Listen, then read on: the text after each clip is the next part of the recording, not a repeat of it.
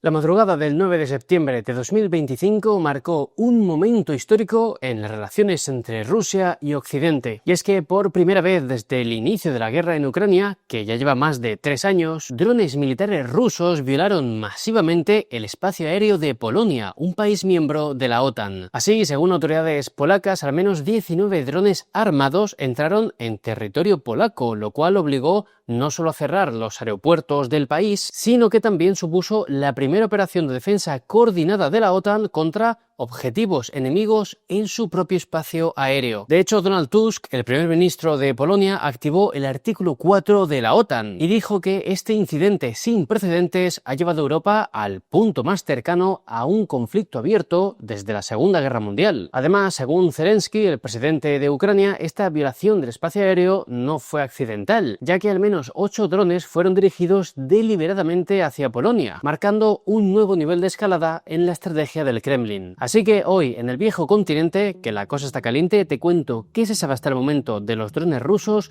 y sobre todo, si este incidente podría llevar a la OTAN a una guerra directa con Rusia por activar ese artículo 4. El reloj marcaba las 23:30 del 9 de septiembre de 2025, cuando se desató una crisis que podría cambiar para siempre la dinámica del conflicto ruso-ucraniano. Y es que lo que comenzó como otro ataque masivo ruso contra Ucrania, con más de 415 drones y 40 misiles balísticos, al final se convirtió en la primera agresión directa contra el territorio de la OTAN desde que empezase la guerra. Así, al menos 19 drones militares rusos cruzaron la frontera desde Bielorrusia y entraron profundamente en territorio polaco. De hecho, algunos de esos drones volaron hasta 250 kilómetros por encima de Polonia, llegando hasta el centro del país, cerca de Mierzów y el norte de Olesno. Y tanto fue la magnitud de la incursión que obligó al cierre inmediato de 4 aeropuertos principales, estando 2 de ellos en Varsovia, la capital polaca. Ahora bien, la respuesta de la OTAN fue tan coordinada como histórica. Se desplegaron desde aviones de combate F-35 neerlandeses y F-16 polacos hasta sistemas de defensa antiaéreos Patriot alemanes y aviones incluso de alerta temprana AWACS italianos. Así, durante casi 8 horas, hasta las 6:45 del día siguiente,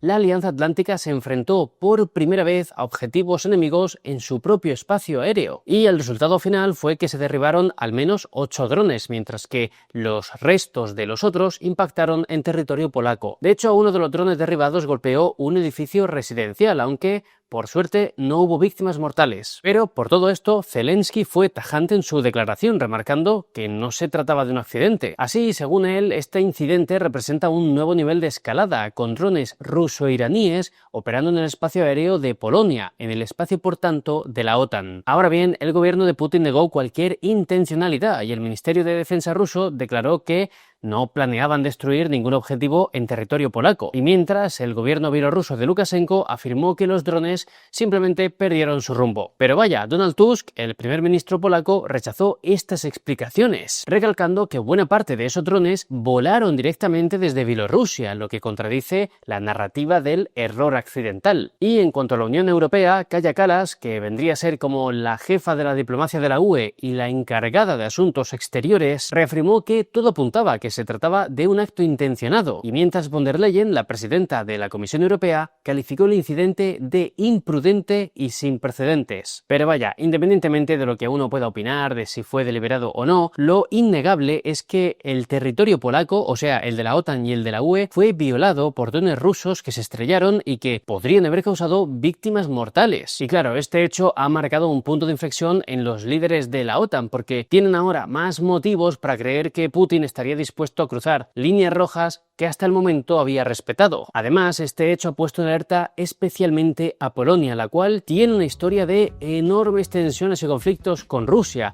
hasta el punto de que a día de hoy es el país más rusófobo de toda la Unión Europea. Para entender la gravedad del incidente de los drones rusos, es fundamental comprender que las tensiones entre Polonia y Rusia no son un fenómeno reciente, sino el resultado de más de 5 siglos de conflictos, ocupaciones y traiciones que han marcado profundamente la memoria histórica polaca. La historia entre estos dos países se remonta a la Baja Edad Media, cuando ambos se disputaban el control de sus fronteras. Ahora bien, fue en el siglo XVIII cuando Polonia experimentó una de las tragedias más devastadoras de su historia, las particiones. Y es que entre 1772 y 1795, en menos de 25 años, Polonia desapareció completamente del mapa europeo. Así, las tres particiones ejecutadas por Rusia, Prusia y Austria no fueron simples reajustes territoriales, sino un acto de aniquilación nacional planificado y sistemático. En la primera partición del 72, Rusia se apoderó de Livonia y Bielorrusia. En la segunda del 93 anexionó 250.000 kilómetros cuadrados más. Y en la tercera del 95, la República de las Dos Naciones dejó de existir. Además, Catalina la Grande de Rusia no solo conquistó territorio polaco, sino que colocó en el trono polaco a su antiguo amante, convirtiendo a Polonia en una especie de protectorado no declarado. Y evidentemente cualquier intento de reforma o fortalecimiento del país era visto por Rusia como una amenaza intolerable a sus intereses expansionistas. Y por si todo esto no fuese suficiente, el siglo XX trajo movidas aún más tochas. Y es que el pacto Ribbentrop-Molotov de 1939 fue un acuerdo secreto entre la Alemania nazi y la Unión Soviética para dividir Polonia entre ambos totalitarismos. Así, la invasión soviética de Polonia en septiembre de 1939 fue seguida por uno de los crímenes más atroces de la historia en las relaciones polaco-rusas, y fue la masacre de Katyn. Y es que en la primavera del 40, por orden directa de Stalin, fueron ejecutados unos 22.000 polacos, incluyendo 15.000 prisioneros de guerra, oficiales del ejército, policías y demás. Pero ojo, cuidado, el objetivo no era simplemente eliminar prisioneros de guerra, sino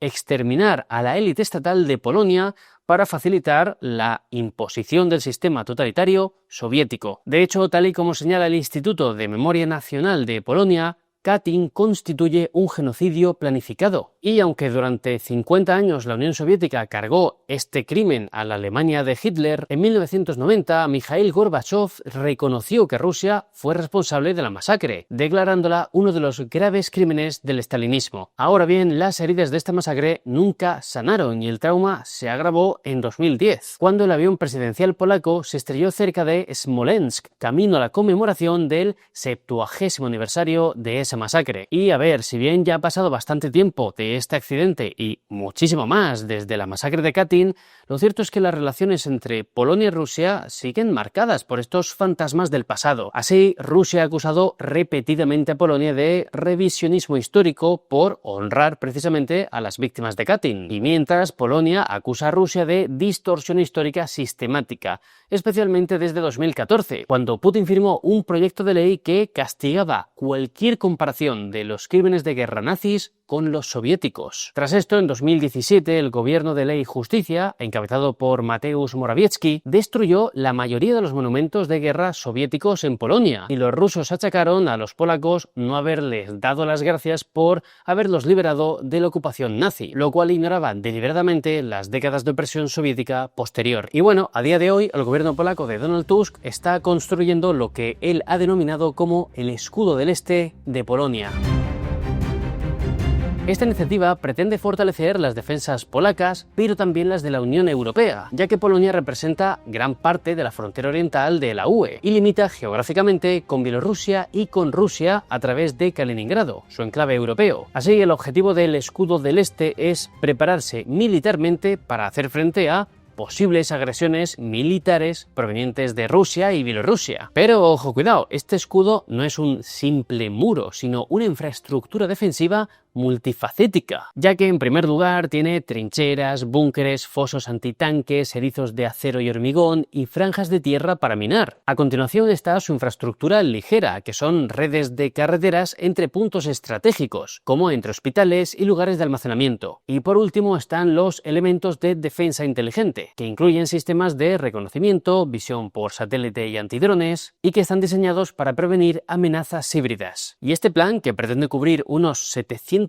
kilómetros de longitud, debería estar operativo en 2028, costando unos 10.000 millones de zlotys, que vendrían a ser unos 2.300 millones de euros. Y por todo esto, desde el gobierno polaco se ha remarcado que este refuerzo del flanco oriental de la OTAN es el más tocho desde 1945, o sea, desde que terminó la Segunda Guerra Mundial. Pero tú te preguntarás, ¿tan necesario es que Polonia monte todo este pifostio? Pues a ver, lo innegable es que la posición geográfica de Polonia es un un punto crítico para la seguridad de la UE y ya lleva años recibiendo inmigración ilegal por parte de Bielorrusia. Además, históricamente, estas fronteras han sido escenarios de conflictos y con el contexto actual, con la guerra en Ucrania y las tensiones con Rusia, Polonia quiere prevenir a toda costa cualquier tipo de incursión o desestabilización, porque si sucediese, nadie podría justificar que no se veía venir. De hecho, en verano de 2023, los mercenarios del entonces Grupo Wagner intensificaron su entrenamiento justo en la frontera con Polonia y es muy frecuente que se viole el espacio aéreo polaco. Además, el escudo refuerza la colaboración entre la UE y la OTAN, algo que Polonia tiene como uno de sus principales objetivos. Y es que Polonia es el mayor contribuyente a la defensa europea en proporción a su PIB y es quien ha liderado las peticiones de mayores despliegues militares en todo el continente. Y en 2025 se prevé que el presupuesto de defensa polaco alcance un récord del 4,7% del PIB, es decir, entre el 15 y el 20% del presupuesto nacional. Así, Polonia se dispone a gastar casi 93.000 millones de euros en equipamiento militar en los próximos 3 años. Y claro, todo este enorme gasto ha hecho que el escudo del Este reciba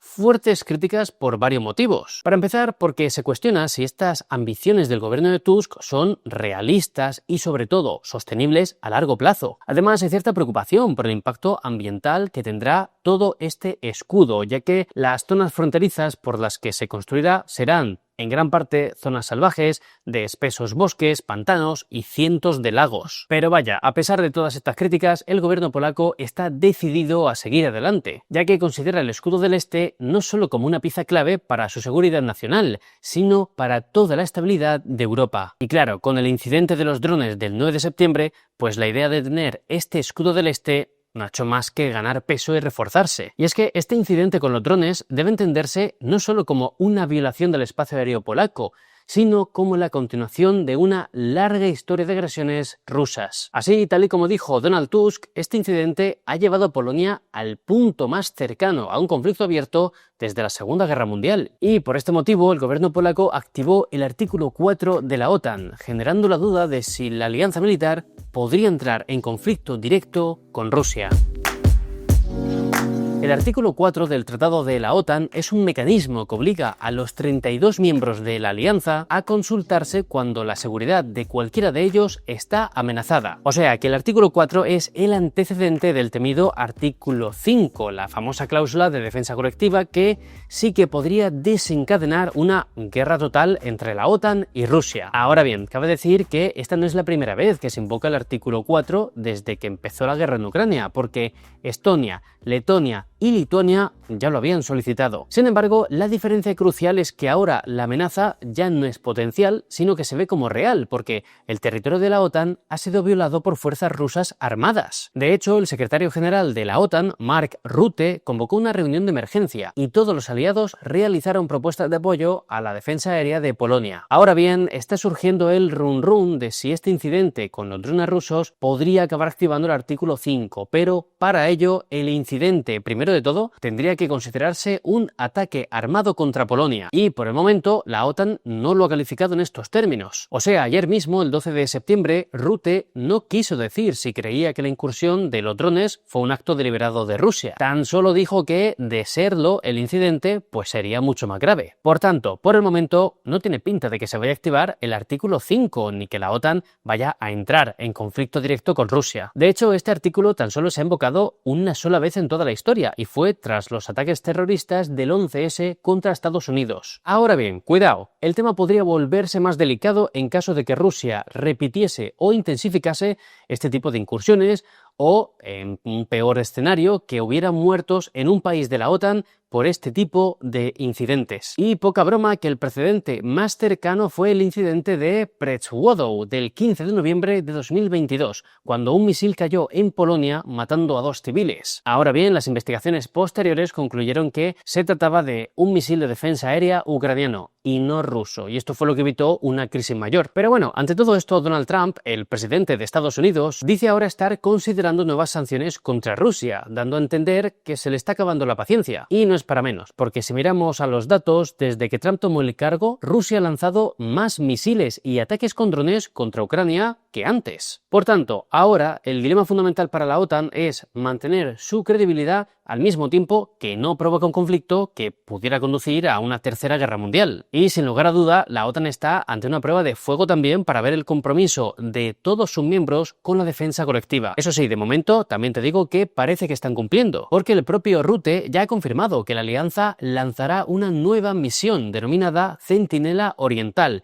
y será para reforzar más aún el flanco oriental de la OTAN. Y en esa nueva misión van a contar, de momento, con la participación de países como Dinamarca, Francia, Reino Unido y Alemania, entre otros. Así que habrá que seguir este asunto bien de cerca, porque la historia ha dejado muy claro cómo innumerables conflictos muy tochos comenzaron por errores de cálculo o debido a que un país forzó los límites de otros. Pero bueno, mientras vemos cómo avanza todo esto, quiero que me dejes en comentarios tu opinión. O sea, ¿crees que la OTAN hace bien reforzando el flanco oriental de momento y ya? ¿O consideras que deberían llevar a cabo algún tipo de acción más allá? Sea como sea, te leeré en comentarios. Y como siempre, si este vídeo te ha sido útil, puedes apoyarme dándole a like y suscribiéndote al viejo continente, porque así YouTube hará que este vídeo le llegue a más gente. Gracias como siempre a los miembros del canal por apoyarme cada mes y que a cambio recibís algunas ventajas como votar futuros vídeos o verlos incluso antes que el resto. Y para saber que ha llegado hasta aquí, déjame en comentarios una rima con la palabra dron, que esta es claramente la palabra del vídeo. Y ya, nada más por hoy. Que pases un buen día. ¡Chao!